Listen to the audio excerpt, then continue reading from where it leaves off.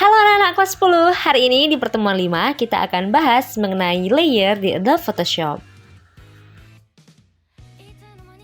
Prinsip layer di Photoshop itu sama seperti lembaran kertas yang saling timpa-menimpa. Jadi ketika kita bekerja di Photoshop, bayangin aja kita sedang menggambar di atas beberapa kertas yang transparan.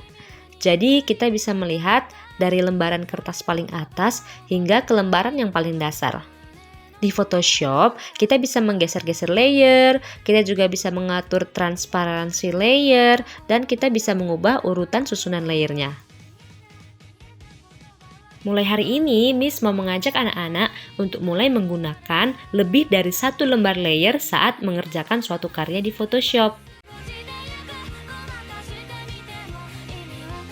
Kalau kita udah bisa memaksimalkan fungsi dari layer ini, kita bisa gabungin beberapa gambar, nambahin teks, nambahin bentuk grafik vektor, atau yang paling keren kita bisa nambahin banyak efek-efek khusus hanya di layer tersebut tanpa ganggu bagian-bagian lain dari karya kita. Secara teori, ada 6 bagian dari panel layer. Yang pertama, menu dari panel layer itu sendiri di bagian paling atas. Habis itu panel layernya. Kemudian yang ketiga itu group layernya. Jadi banyak layer ini bisa dikelompokkan jadi satu grup aja.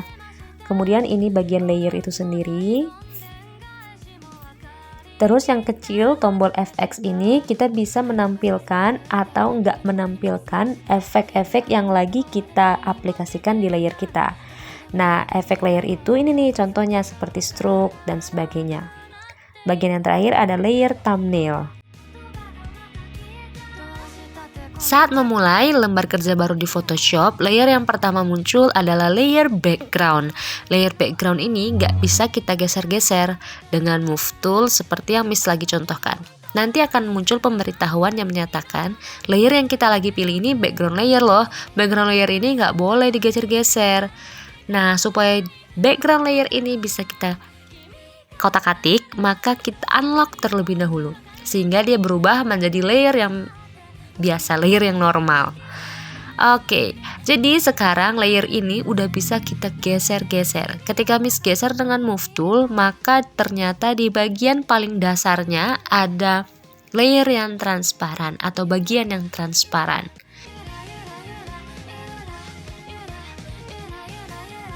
Jadi gimana nih cara kerjanya layer-layeran? Oke, mari kita praktekkan. Jadi di sini nanti akan Miss bikin beberapa objek sehingga kita bisa membandingkan sistem kerja dari layer-layer ini. Oke, first of all Miss akan bikin dulu satu objek rectangle. Miss akan bikin dari toolbar, ada menu rectangle. Nanti rectangle ini bakal jadi satu geng, satu grup dengan polygon, dengan ellipse, dengan line tool. Jadi nanti kalau mau cari polygon, carinya di tempat rectangle tool ini juga. Habis itu Miss setting dulu rectangle yang mau gimana, stroke-nya atau garisnya Miss bikin nggak ada. Maksudnya no color at all. Terus habis itu fill color-nya Miss pilih warnanya warna kuning.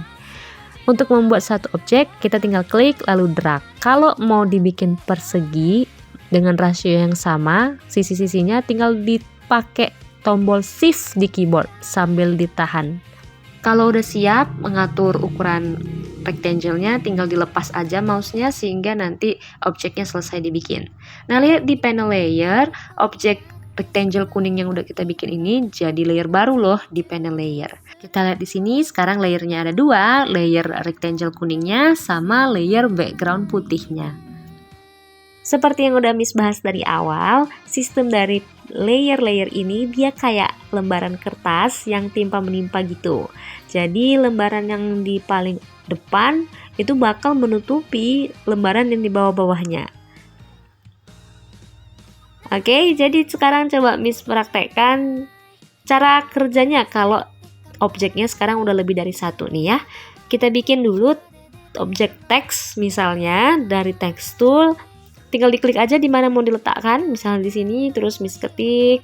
Nanti mau tulisannya apa, tapi sebelumnya Miss mau ganti dulu warnanya di panel control. Kita bikin warna merah ya, biar berbeda. Terus Miss ketik text layer.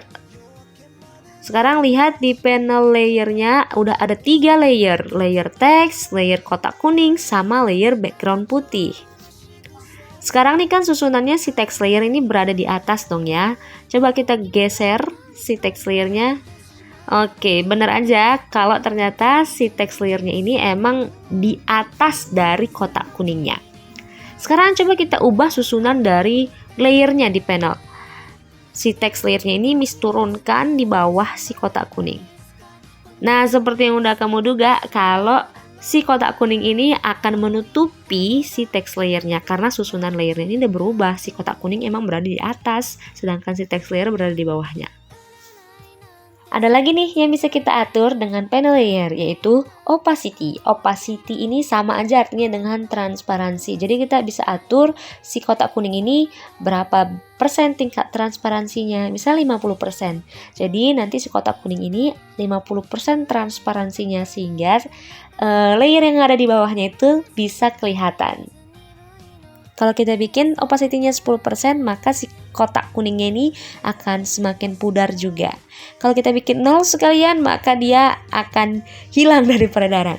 Tapi untuk bikin 0% kayak gitu tuh sama aja fungsinya dengan kita menggunakan eyeball atau tombol mata yang lokasinya di sebelah thumbnail dari layernya. Jadi kita tinggal klik atau unklik aja eyeballnya supaya si layer tersebut aktif atau enggak aktif. Jadi ini berfungsi banget kalau kita lagi pengen ngedit layer yang berada di bagian paling bawah. Jadi misalnya Miss mau edit layer teksnya, jadi Miss matikan dulu layer si kuning tadi, kemudian Miss edit text layernya, lalu nanti Miss aktifkan lagi si kotak kuningnya.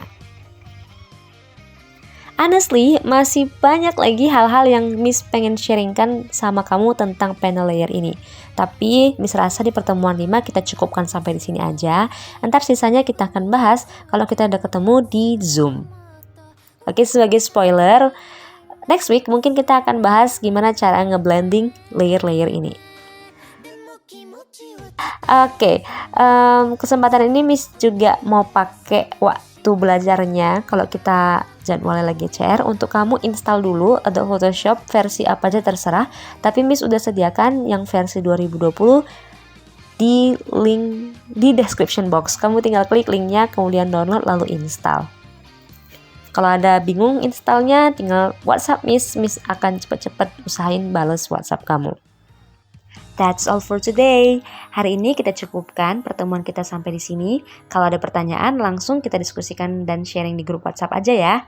Terima kasih sudah belajar dengan sungguh-sungguh hari ini. Kita ketemu lagi minggu depan.